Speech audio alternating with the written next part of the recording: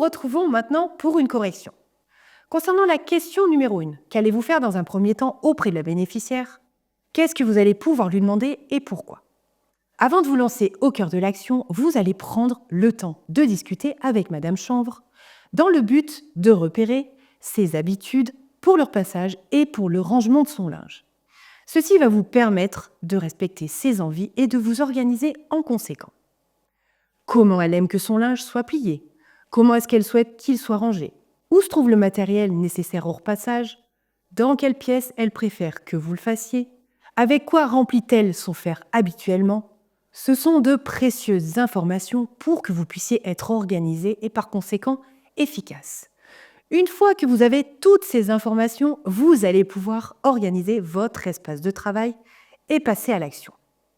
Concernant la question numéro 2, maintenant que vous avez échangé avec Madame Chanvre, vous savez qu'elle a tout le matériel nécessaire et qu'elle vous a demandé de réaliser cette tâche dans le salon. Comment allez-vous organiser votre espace de travail et quels sont les points sur lesquels vous allez être vigilant? Pour effectuer le repassage, vous allez repérer un espace lumineux du salon avec bien entendu une prise à portée de main et vous allez mettre en place votre espace de travail. Pour cela, soyez organisé. Rassemblez tout votre matériel pour éviter de faire des allers-retours inutiles et donc pour gagner du temps. Pensez à remplir le fer à repasser avant de le mettre en marche et repérez le vêtement qui demande la température la plus basse. Vous allez aussi devoir respecter votre ergonomie et la sécurité. Pour ça, placez le fer à repasser de manière à ne pas être dérangé par le fil durant la manœuvre. Lorsque vous mettez en place la planche à repasser, pensez à plier vos genoux et garder votre dos droit. Mettez-la également à la bonne hauteur afin de vous trouver dans une position confortable. Pour la panière de linge, mettez-la elle aussi de préférence à votre hauteur, par exemple sur une table ou encore sur un meuble. Question numéro 3.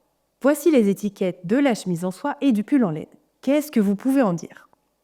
Pour le repassage, le pictogramme qui nous intéresse est celui qui a une forme de fer à repasser.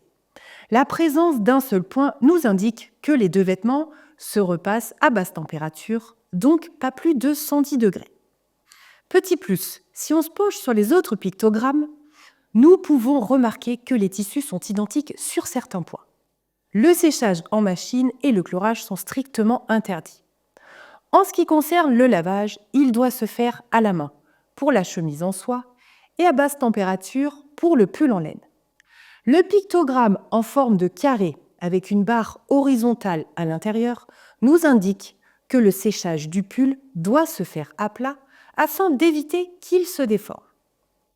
Pour la question numéro 4, comment allez-vous faire pour repasser la chemise de manière efficace et rapide? Dans un premier temps, vous allez placer votre chemise sur la planche à repasser et effacer les plis présents à la main pour que le tissu soit le plus plat possible. Vous allez ensuite appliquer le protocole. Vous allez donc commencer par les poignets en les ayant préalablement ouverts et en faisant le tour du bouton. Vous allez ensuite vous occuper des manches sur le dos et sur l'avant en partant de l'épaule de la chemise. Vous allez terminer par le col. Maintenant, nous allons nous occuper du corps de la chemise. Le principal ici est de repasser de manière méthodique l'ensemble. Pour cela, vous allez principalement vous servir de l'arrondi de la planche à repasser. Pour repasser la partie haute de la chemise, les épaules, vous allez la placer dans l'arrondi et effectuer le repassage.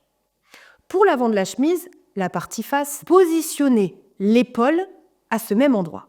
Retirez les plis avec votre main et repassez en partant de l'épaule en tendant le tissu. Vous allez ensuite tirer la chemise vers vous de manière à avoir le dos face à vous. Pensez à retirer également les plis et appliquer le fer. Et procédez de la même manière sur l'autre partie. Ici, soyez vigilant au bouton. Vous allez ensuite la plier ou la mettre sur un cintre selon le choix de Madame Chanvre. Pensez à attacher quelques boutons pour éviter qu'elle tombe du cintre. Dernière question, question numéro 5. Une fois terminé, pour le rangement du matériel et du linge, vous allez devoir faire attention à quels éléments. Vous devez impérativement laisser le fer à repasser refroidir dans un endroit sécurisé avant de le ranger.